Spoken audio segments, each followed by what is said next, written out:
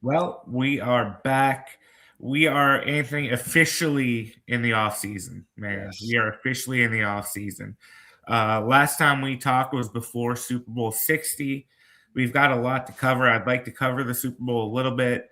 But we had discussions about games and food and music. And now the season's over, man. The Over, man. season's over. How do you feel? It's Super Bowl Sunday is always funny because it's just like I find it to be very bittersweet. I haven't never got to experience one as a fan. I'm sure that day. What is that day like, Andrew? Like as a fan, waiting for 6 o'clock to come around. Like, what is that? How do you get through a day trying to wait for the biggest game of the year? I just remember being so nervous, like nervous, like you could never imagine. And I wasn't playing in the game, but it was my favorite team in the game, and just nerves is probably like you have this like frantic energy, because like there's the excitement of like, holy crap, we're 60 minutes away from winning a Super Bowl, and you also know at the same time you're 60 minutes away from losing the Super Bowl, and that's got to be the worst feeling in the world, man. I mean. So it just feels like, what are we doing? Like, you don't know how to feel. And I can't even imagine what it feels like as a player. That's got to be insane. It has to be tough. But, yeah, I mean, you go into that day, you go into that game, from a fan perspective, not of a team, but just a general fan. And it's like, Super Bowl Sundays, like, it's fun. It's great. But when you get a stinker of a football game like we got on Sunday night, it's like, like I want Red Zone to be on. I want to flip to the other game. Like, I want to, like, come on, don't tell me that this is the end. Don't tell me that we got no more football left. But that's the case. It was a fun day. I scarfed down wings. Couple beers, maybe more than a couple beers, maybe more than a few wings, and had myself a really nice time. How was your Super Bowl this year? You know what? We did it really low key. We didn't even have a party. We didn't go to a party, man. We just sat at home. My wife made some nachos. Okay. And, we just ate, watched the game. We were in bed by the end of the game, and I might prefer that over the getting all, gussied up to go hang out with, 200 people, and half them you don't know, half them maybe you don't like, and I guess the only upside that I've seen anymore with a party is that there's a variety of food, and other people are providing it in a large variety. So I heard there's a gentleman named Mike Valeni who I listened to. He is a radio host in Detroit, and I started listening to him when I was younger. And he said that he believed that this is the worst Super Bowl of our lifetimes, and not just the Super Bowl itself, but the commercials, the whole thing, the product. He didn't like the halftime show because he was like, it's not I don't understand it.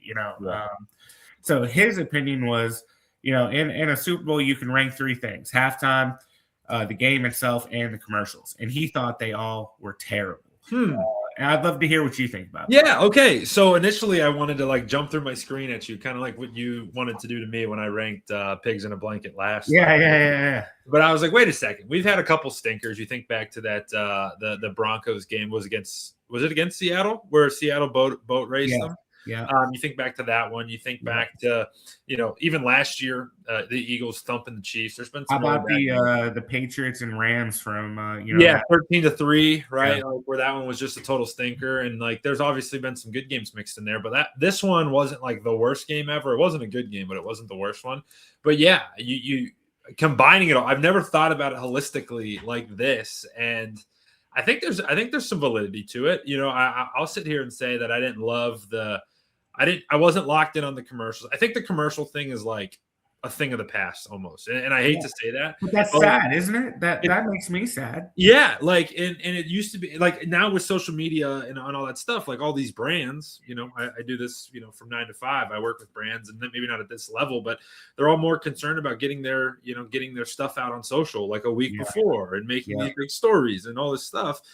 And the truth of the matter is people aren't watching commercials, right, Andrew? You watch the drive, commercial comes up, you get on Twitter, see what happened, or you go refill your drink or beer, whatever it is. So people aren't really watching it. The halftime show I thought was like cool energy. I didn't understand a word that was said. Sure. I'm not a Bad Bunny fan. I'm not, but thought it was cool energy. I've listened to some of his songs now. I can get down with a little bit of it. I'm sure they get a club jumping for sure, 100%. The production, I thought the production was incredible. Just seeing like the set and all that. That was cool. And it was cool too, like, with how fragile everything is and how the conversation was leading up to it. He very well could have made it about so many other things, but he just sang music, right? He just sang music, and I thought it was pretty good. I don't know, man. I've never thought. What is your take on that? As I just kind of talk my way through a thought there, and I'm sad about the commercials because you're right; they don't matter anymore. And I remember, when I worked for Bleacher Report back in the day, I would write articles after the game specifically about the commercials, right? Like, ranking the top 10 commercials. It's super Bleacher Reporty stuff. Is that why you're working for Roundtable now? Because you're writing about commercials? Yeah, it all came back to the commercial. So,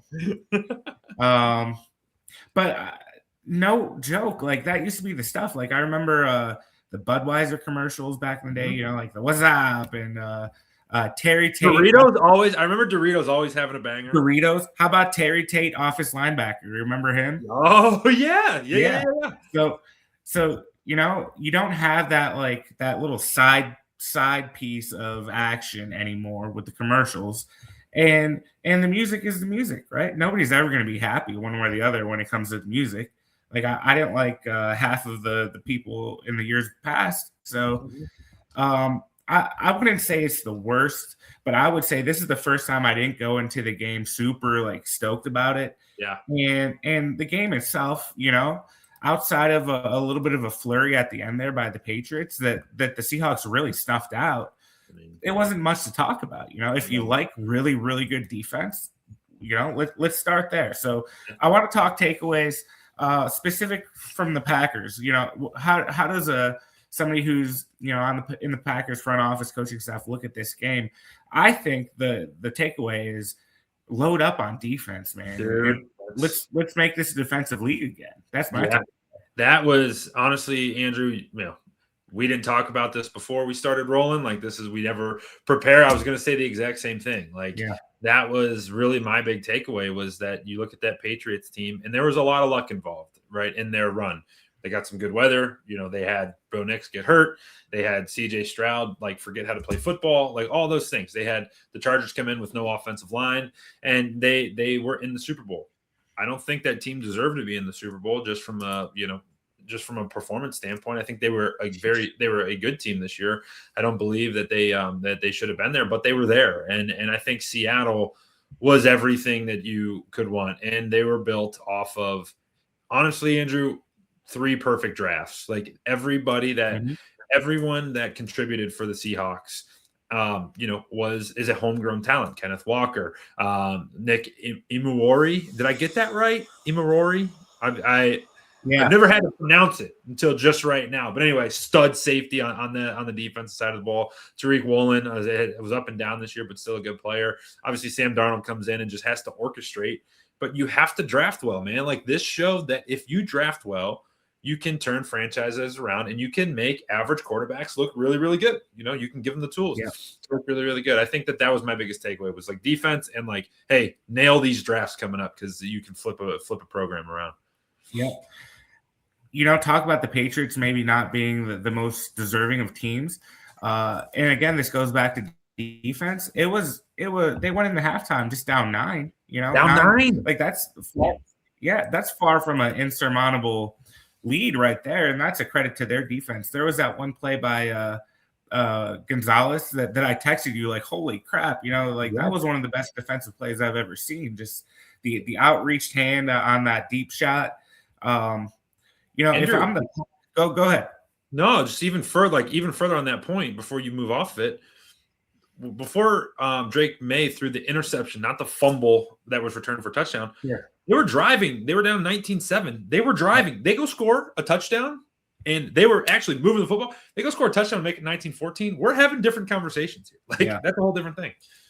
The point is they were held in that game by their defense, right? Yes. And if you're the Packers last offseason, you go out and make a huge, huge investment in your defense by bringing in Micah Parsons. We're talking about not having 2 first-round picks. You paid the guy freaking $2 billion a quarter, basically, like, so you make a huge investment in your defense. Now you go out and you hire Jonathan Gannon. You kind of bolster up his staff with former defensive coordinators. And what I would like to see, and we'll talk a little bit of draft here, but I would like to see the Packers really focus on getting the final pieces for that defense here. They need some corners. They probably need some defensive line help. But if I were in charge of Green Bay, and I'm not, but if I were, I'd say let's make this the season we take our defense from good and make it elite. And what would be your first move? Like, hey, money isn't a thing. You go get a guy. What's the first guy that you go? Maybe not the first guy. What's the first position that you address at the maximum level? Cornerback. Yes. Yep. Yeah. Exactly. And there's some guys out there maybe you can trade for, maybe pick up a wily veteran free agent. I think they'd be smart to look in the draft and maybe pick up a CB1 there. But you have elite safety in Xavier McKinney. You have an elite pass rusher in Micah Parsons. You have an elite linebacker in Edgerrin Cooper, maybe Quay Walker if he comes back. What you don't have is an elite corner. And that makes all the difference, because if you don't have a good corner, that negates your pass rush too. Well, not only that, like, I'm going to paint with a very broad brushstroke here over the course of the next minute, but you look at the Patriots defense and you look at what Christian Gonzalez allows them to do, right? And this guy, I mean, he's elite in every way. I think Sam missed maybe the second touchdown, the one that would have been a touchdown to JSN. He missed on the inside and brought Gonzalez back into it. I think Gonzalez got a beat on that one. You're not going to be perfect every time. But what a guy like Christian Gonzalez allows you to do is just, remember back to Revis Island where they could just leave a guy and just not worry about that side of the field. That allows you to bring an extra guy into the run game, right? Because this NFL is becoming more of a run heavy league, and a lot of players talked about, hey, how do the Seahawks beat the Patriots this week? Well, they can, if they just rush with 4 and force them to pass, then they're going to be in good shape. Well, what did they do? They rushed with 4, got a lead, and forced them to pass, won the football game, right? But when you have, and you go flip it back to the other side, Christian Gonzalez, when the Patriots are on defense, allows you to just say, hey, he doesn't need any help. We don't have to put a safety over top of him. We can get an extra linebacker in. We can stop the run and not worry about that and have a safety help over the other side. Certainly, situations are situational, right? That changes up. But if you get a lockdown corner, like you're saying, that allows you to do so many more things. And I think that's like the first place that you go if you're going to address this defense and make really big sweeping changes. I agree. All right, let's switch gears because we've got a whole offseason to talk about this kind of stuff.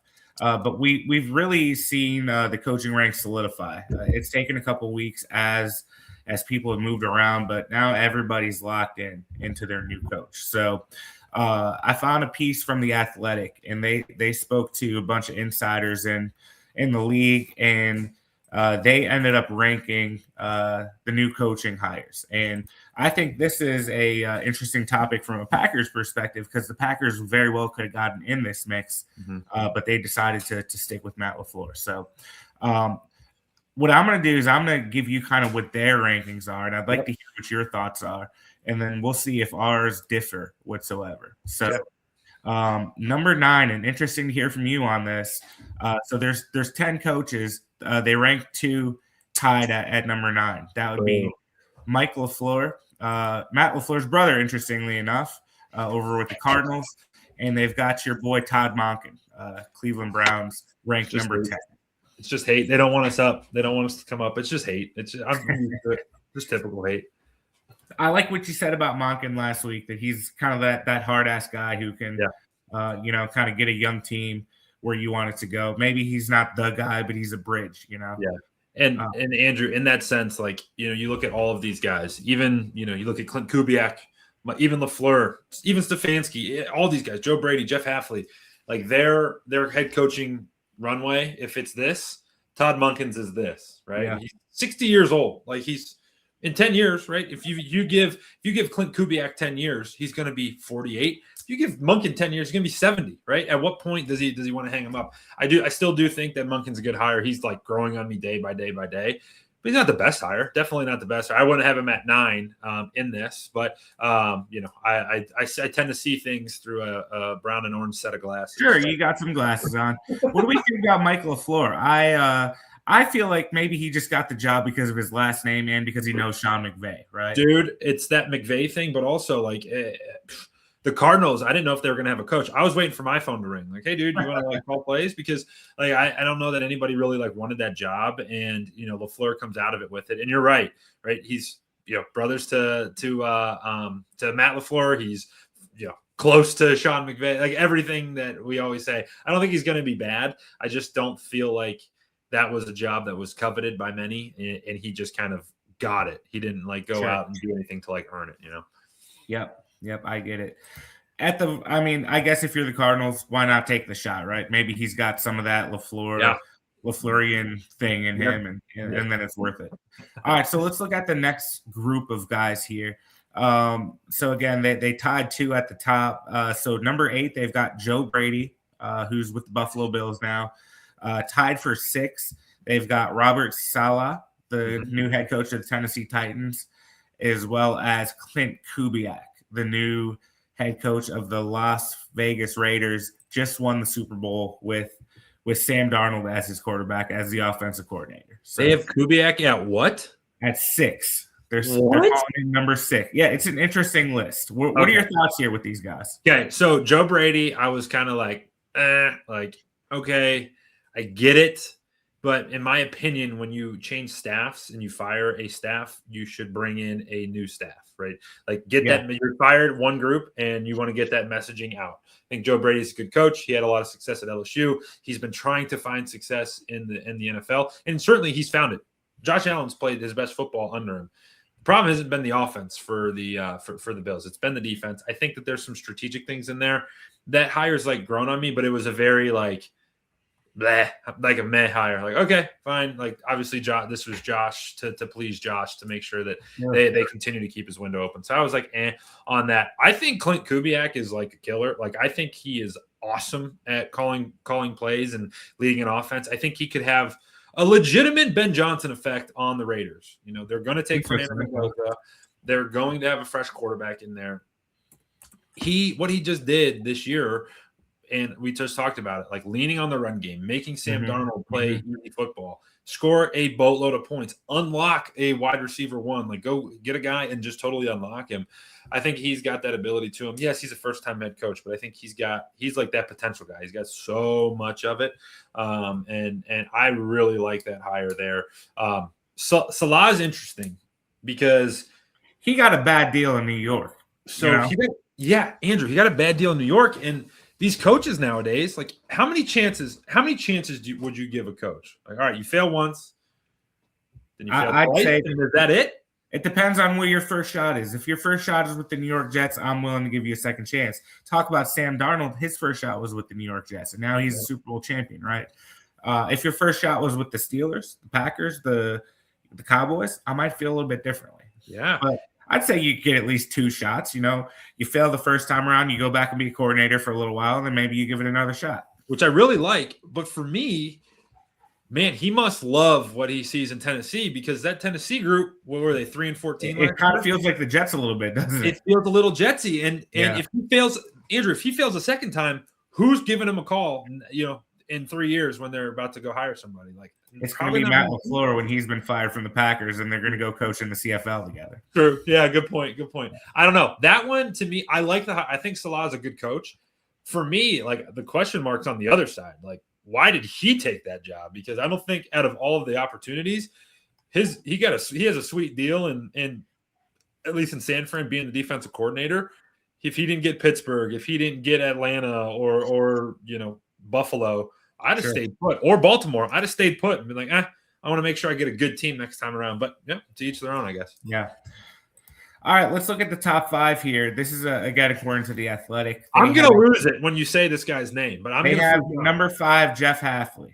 Now with the Miami Dolphins, obviously Packers fans are very, very familiar with Jeff Hafley. Number 4, I'm going to run through them and then we'll respond.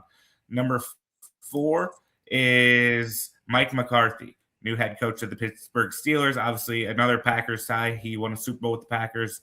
Had a stint with the Dallas Cowboys that was kind of ho-hum. Number 3, Jesse Minter, Baltimore Ravens, coming from Jim Harbaugh's defensive coordinator when he was at Michigan and also with the Chargers. Number 2, Kevin Stefanski, somebody that you know very well, former head coach of the Browns. He's now the head coach of the Atlanta Falcons. And according to The Athletic, number 1, John Harbaugh. He had 18 years with Baltimore Ravens, won a Super Bowl. He's now the head coach of the New York Giants.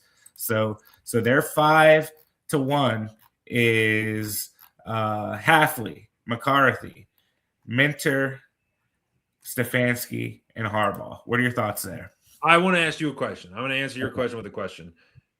Do you agree that Mike McCarthy is the 4th best hire in this cycle? No, I did this ranking myself based on these coaches, and I have Mike McCarthy as the number 8 coach. Yes, correct. Like that doesn't do anything. He's not. That's it. Whatever. I know who Mike McCarthy is, right? And he's probably gonna get you into the playoffs, especially if you're the Steelers. You're a competent organization, but he hasn't won a big game since that Super Bowl, man. Since Aaron Rodgers was an MVP in his prime coming up. Yeah. So. And who's your quarterback? And it's Aaron Rodgers, but he's no longer in his prime and coming up. 15 years later. Yeah, it just seems like, what are they doing over there? This is normally a smart organization, I feel like. I can't believe it for a number of reasons. Like the Steelers have hired 3 coaches in the last 60 years because they hire a young guy, they let him develop, or they give him everything he needs to be successful, and then they stick with him. How old's Mike McCarthy? Mike McCarthy, 60-ish plus? He's getting up there. No offense to our 50, older 50. Yeah, if you're older, that's cool. But I mean, he ain't coaching 19 seasons. He's 62 years old. Yeah, he doesn't have 20 years left in him as a coach. Andrew, he's older than Todd Monken. Like what are we like? It's Todd Monken looks like a he's a spring chicken. Right. It's that one to me makes zero sense for like a number of reasons. I don't think he's ever been like a great coach, like outside of those couple years in Green Bay. And then he's old too. It doesn't make any sense to me from the Steelers' perspective. And I don't know, did I say this on this show? If I did, I apologize. But I saw like the best tweet ever. It was when they hired Mike McCarthy, and they were like, going from Mike Tomlin to Mike McCarthy is like shitting your pants and changing your shirt instead of your pants. And it's like, wait a second, what are we didn't fix the problem. The problem wasn't, a veteran coach. They had that, a guy who's well respected and good. Yeah. They had that. They had no creativity. Whatever. I'm going off the road. You know what? The Steelers are going to be a really interesting case to watch if you're a Packers fan, not because they're the Packers basically 15 years later, but because that's an organization that's had a LaFleur situation where, hey, our coach can't get us over the top. Let's go get a new one. They go get Mike McCarthy. Right. It's crazy. Yeah. It's crazy. I don't get that one. I think Kevin's going to be great in Atlanta. I'm a big Kevin Stefanski fan. Like, this last 2 seasons were horrible. He lost his way. The offense lost its identity. His one major flaw, major flaw, and I'm be curious to see how he adjusts to this, is he's a coach that comes in, and I disagree with this coaching philosophy. I think he's a good coach, but I disagree with this philosophy. He tries to fit the offense and the players into his system. He doesn't fit the system to his players. So you get a lot of, hey, square peg into a round hole situation where stuff doesn't fit, and he's going to have to adjust. He's taking a staff down there that was horrible last year, right? Like, couldn't get anything going. So we'll be curious to see about that. What are your thoughts on Hafley to the Dolphins, right? Like, as we've had a couple weeks to digest it. Yeah. It's tough to say. I think what I saw with Jeff Hafley is he's a damn good defensive coordinator, but he wasn't elite. There wasn't anything where I was like, oh my gosh, we've got the greatest defense coordinator since, whoever on our staff. I think it's it's an interesting jump to go from, offensive coordinator at Ohio State to head coach at Boston College to defensive coordinator in Green Bay to now you're the head coach of the Miami Dolphins. I think he's a great leader. He's a good speaker. He can definitely be a good rah-rah guy. I'm rooting for him. The Dolphins at this juncture are a lot like the Jets, kind of, in which, like, is this an organization where you can be a first-time head coach in the NFL and have success? I don't know. And it also seems like they've got a pretty short leash because they got sick of McDaniel pretty quickly down there too. Yeah.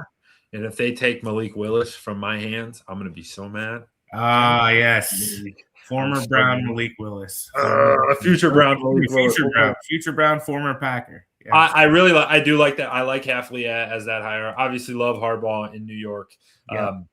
I think Harbaugh's a really good coach and was just like, hey, the messaging kind of ran thin. They wanted something new. I think Jesse Minter is going to be awesome in Baltimore, which is scary for me. But I think that he's in that Mike McDonald world, right? Those two kind of came up together at Michigan. Yeah. He took over the Michigan defense coordinator position. He goes, cuts his teeth out in LA, and now let's get the opportunity. We saw what McDonald just did. I think Minter's in that same category there. For what it's worth, in my own personal rankings, I had Mike LaFleur as the 10th ranked. Okay. I had Harbaugh as 1, and I had Clint Kubiak as number 2. Okay, yeah. I think if you can win a Super Bowl with Sam Darnold, no offense to Sam Darnold, but he made Sam Darnold look elite when I think Sam Darnold probably trends more towards average than anything else. Definitely. Kubiak's my favorite hire in this. And honestly, for football in general, Andrew, like making the Raiders relevant again, I think could be pretty cool. It would be fun. It'd be fun. All right, let's talk a little bit about the Packers again. Top 5 Packers of 2025. I put together a list not too long ago of the top 5 Packers. I'm just going to run through this list, man. Yes. If you disagree with me, I'm happy to hear what you've got to say. I made Tucker Kraft an honorable mention. We talked about him a lot last season. He went down midway through the year. If he played the whole year, I think we're talking about a Pro Bowl, all-pro type tight end. So he was an honorable mention. Christian Watson was my number 5 wide receiver. He only played in 10 games because he came back from the ACL about halfway through. Caught 35 passes for 611 yards, 6 touchdowns. I think he kind of became the wide receiver 1 for this team. Josh Jacobs, I had at number 4. Rushed 234 times for 929 yards and 13 touchdowns. Just a workhorse. The guy that we talked how many times. He's your heartbeat of the offense. So he was number 4.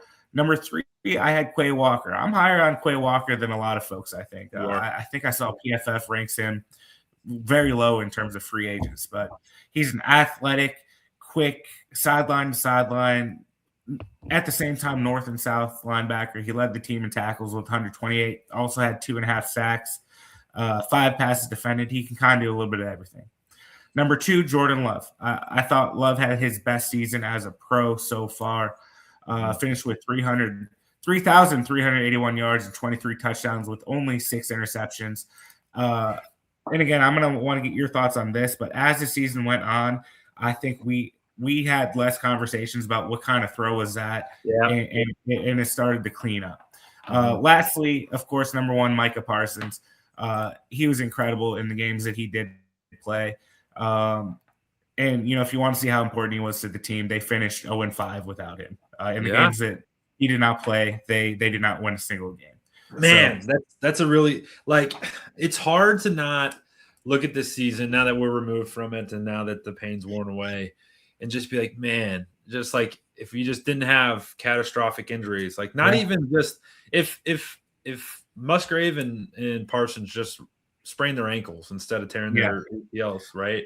And they come back, like this is a different. If you have Musgrave and Micah Parsons in the playoffs, we may be talking about this. May be a post Super Bowl episode right now, But we are talking about Tucker Kraft and not Luke Musgrave. Oh shoot, I meant Tucker Kraft. Musgrave, I could take him or leave him. Tucker Kraft. No, Tucker Kraft. My fault. Absolutely, you're 100% right. They're arguably too. Well, you could make the case that Tucker Kraft was the best player on that offense when he was healthy, and we know Micah Parsons is the best player on the defense. So in that playoff run, the Packers neither had their best offensive player or their best defensive player. And it's hard to win the playoffs if that's the case. And look at those Chiefs teams when they were rolling and Travis Kelce was their best offensive weapon, or one of him and Tyreek Hill. Yeah, when you have an elite tight end, they are in matchup nightmare. Gronkowski, Hernandez back in the day.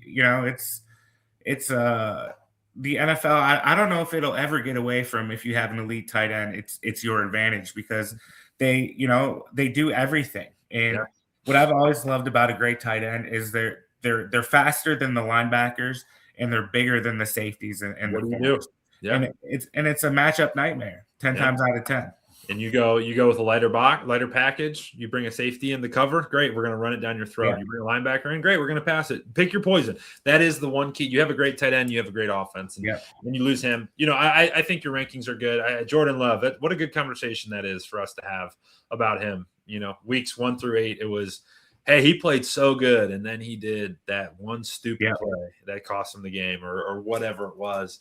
And then he just, like you said, just steadied it out, cleaned it up, and that's what you can see. And, let's talk big picture. Let's talk Seattle Seahawks. They just went through the whole playoffs and didn't turn the football over one time. And they won the Super Bowl, right? Yeah. And you get consistent, not even great quarterback play. You get solid quarterback play. You're going to win big games, win postseason games. And I think that growth he showed, in my opinion, was paramount to the success that they had. Quarterback growth is always going to be key as you're looking ahead to who are the Packers going to be next season. I think if Love can take even one more step up and go from he's pretty good to, okay, this is one of the MVP conversation type quarterbacks, at least when you're talking Green Bay football. I'm putting you on the spot. I'm putting you on the spot here. When next season happens and starts, and you maybe haven't even thought about this, but what are you looking for in Micah Parsons where you're like, ooh, he's still got it, or ooh, he's lost a step? Have you even thought that far yet? I know he wants to come back for week 1. I don't think that's going to be realistic. So I would anticipate more than likely he's going to hit the IR for that first 4 weeks. Which would be good. Yeah. And he'll be back for week 5. I want to see a sack that first game. That's it, man. Because and I think with Micah Parsons, you can just see, even if he's not getting a sack, just his get off the football and the way that he creates pressure is there's only, and you've seen it in Cleveland, maybe Myles Garrett and maybe 3 or 4 other guys have that type of where you don't even really need to know football to see okay, this is something different. So, that's really all I want to see those first couple of games. But I think there's absolutely a world where he can miss 4 games and still finish with double-digit sacks easily. Definitely. Easily. Yeah. So, and you get into that, you get into week 5 where everyone's starting to get beat up and the aches and pains, and he comes in with fresh legs and fresh wheels. Woo! Baby coming off fresh and motivated. Yeah. And that's a killer combo when you talk about a guy like Micah Parsons. Definitely. Let's move on to the NFL draft a little bit. We're going to hit on it just very quickly every week here. I saw you wrote an article about Juice. What's his nickname? The Big Juice? Big Orange or whatever his name is. Big Citrus. Yeah, Big Citrus. Yeah, that's my dude now. That's my dude. I sent you 2 cornerbacks. Did you do any homework on them? Because I sure didn't. I did not do homework on the 2 cornerbacks you sent me. Great. That's on me. Well, you know what? It doesn't matter because I'd much rather have a discussion about the idea right now than the player. We already talked about it a little bit, that this team probably needs cornerbacks. So the 2 players that I was looking at, one is Malik Muhammad, who's a cornerback, and let's see where he's from. I believe it was Texas. Let's double check here. Malik Muhammad from Texas. So first of all, I like taking a guy from Texas, which used to be Big 12 football, but he's an SEC cornerback. I think anytime you can bring a corner, which is a speed and athleticism position, bring him from the SEC, I'm cool with that. He's 6 foot, 188 pounds, so a little bit smaller. The Packers like to try to, roll around 6'1", 6'2" when it comes to their corners, but he finished with 2 interceptions, 4 passes defended for the Texas Longhorns this past season. So he's a guy to look at in the second round. What are your thoughts on just what I said there in general? Like, to me, if you're going to go get a skill position player, 1, look at the SEC. And then 2, nowadays you can look at the Big Ten because they're basically on par. But I want somebody from a Georgia and Alabama, Michigan, Ohio State. I don't necessarily want to take your flyer from North Dakota State at cornerback. You know what I mean? Yeah. No, you're absolutely right, and I tend to agree with that. Those types of positions at the cornerback position, you need to have that dog in you. You need to have that competitive spirit. That I'm gonna talk shit. I'm gonna be in your face. You have to have that unbelievable confidence in yourself, and you don't get that from playing at smaller levels. You get that from competing against Ohio State, competing against Alabama and Georgia, and competing against these teams because. Guess what? You're going to get beat. You got to get past it. You're going to, face the best athletes in the world, and you have to show up for the task. I like going big game hunting. What I don't like, what I think, and you can't create the perfect prospect. You create the perfect guy. He's going in the first round, right? He's going in the first 5 picks. But to me, like length at the cornerback position is important. And I look at, we talked about Christian Gonzalez. He's a longer rangey guy. You talk about Tariq Woolen, longer rangey guy. With the way that these wide receivers are these days, you get to 6'3", 6'4s, and more so, Andrew, having a longer reach and a taller body, a longer build, that's closing speed. That's the ability to lay out. Hey, if you do get beat, you can lay out and go make a play, which we saw 2 of them made in that Super Bowl. Christian Gonzalez just stretch out his hand and use his wingspan. Exactly. And that's a step. Basically, think of that as a faster sprint because you have that reach. Yeah. Gonzalez is the best in the league. He's going to be the best in the league if he's not already. It would be you want to get a guy out there at corner. I would be cautious of getting like a shorter guy. A shorter guy. I'd want to go get somebody who's a little bit longer, a little bit rangier. We want to give credit to our short kings out there, but not if they're cornerbacks. I am one of them, so I can say I'm one of them. But not if you're a cornerback. Try to play quarterback under 6 foot tall. You can say what you want about me. You're basically the Drew Brees of Division II football. Yeah, Division III football, even worse. 3. I gave you an extra division. They made an extra division for us. They don't even get scholarships. None of that stuff. For the Packers fans listening who are interested in the draft, the other name that's coming up right now at cornerback in the second round, a gentleman named Brandon Cease, I believe it is, Cisse. He's coming out of South Carolina. 19 tackles, 1 forced fumble, 1 interception, and 5 passes defended. Again, at the cornerback position, you kind of mentioned it. You want a dog. I want to look at that stat sheet and see some forced fumbles, some tackles, some passes defended. You just want somebody who's around the football, right? And so those are 2 names to look out for. Maybe next week we'll do a little bit more homework. But again, who are we? I'm no Todd McShay. That's my fault. Hand up. Never been a big homework guy, and honestly would have got the F on this assignment today. All right, let's go to our last topic here. I don't want to. Damn it, I don't want to. What the heck is next? I was just talking to a buddy of mine, and I told him I believe officially now the college basketball season has begun. That's how I view it.